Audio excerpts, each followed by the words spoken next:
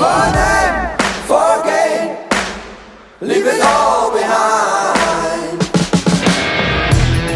For rights, for love. Leave it all behind.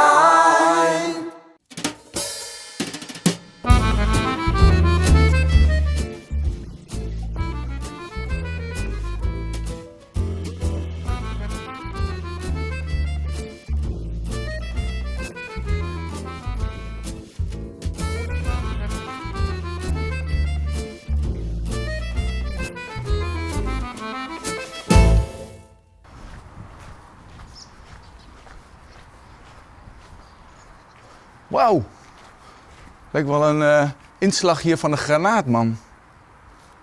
Of iets dergelijks. Je ziet ook dat er behoorlijke happen uit zijn gehaald. Het echte originele muur van die periode. Hier zijn waarschijnlijk die jongens doorheen gelopen. Die inderdaad deze stad bevrijd moeten hebben. Heel bijzonder. Dit is echt een authentiek huis waar het nodig is gebeurd. Je voelt gewoon en je ziet gewoon de stenen dat het echt authentiek en historisch materiaal bevat. Waarschijnlijk ook met de kogelgaten van toen, die hier en daar tegenkomt, echt littekens aangeven uit die periode. Bijzonder. Hallo, bonjour madame. Ah, vraiment? Il y a des là c'est des impacts. Ça, ce sont des impacts. Dit waren de impacts van onder andere scherfgranaten. C'était quoi ça, où on marche maintenant? C'était une fermerie ou? Apparemment qui s'étaient réfugiés dans le fond. Ah, qui est réfugié par là, oui. Il y a un garage. Oui, ah d'accord. Ouais. Apparemment il y aurait eu des gens qui auraient été décédés, mais bon ça c'est. Je comprends bien, oui. Derrière, oui, derrière. Ça, parce qu'il y a des jardins. Oui. Il y aurait eu un planeur qui aurait atterri aussi. Ah vraiment, qui a atterri? Ouais, mais plus par derrière. Plus par derrière. Avec la rue de la Cayenne. Oui, vous voyez la petite rue là. Oui. De toute façon, merci beaucoup pour l'information.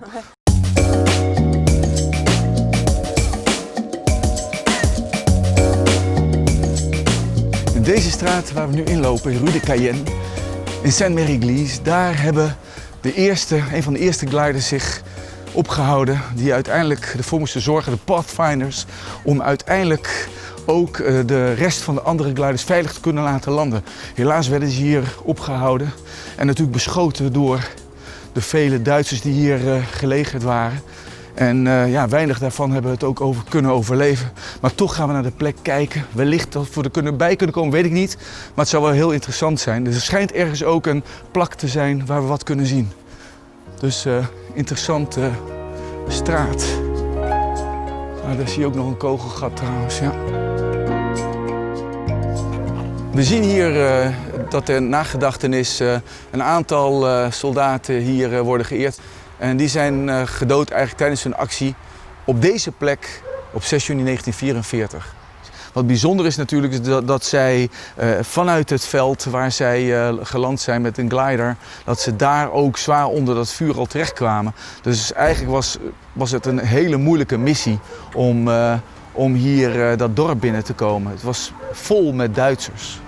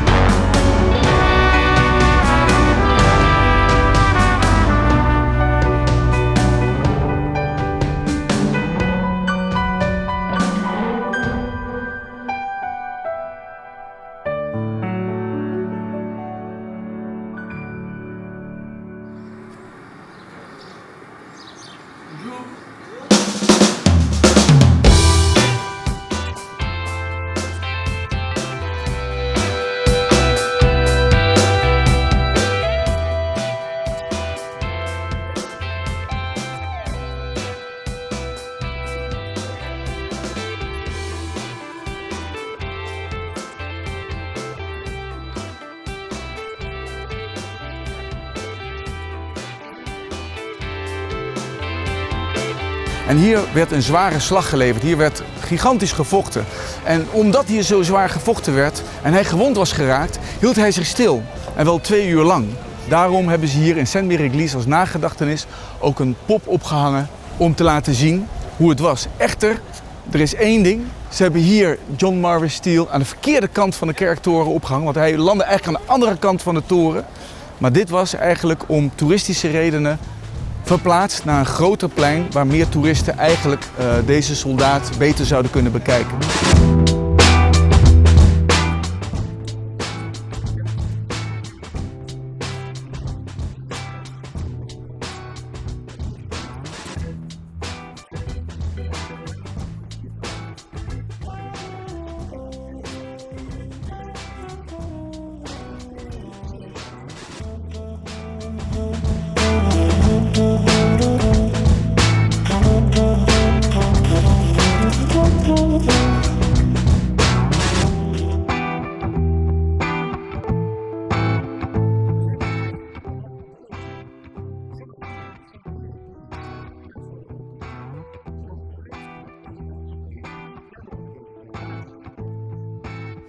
Bonjour Madame André Auvry, merci beaucoup de nous recevoir ici à Sainte-Mère-Église.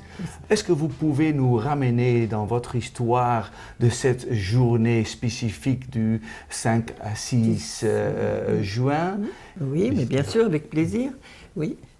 Alors, dans la nuit du 5 au 6 juin, nous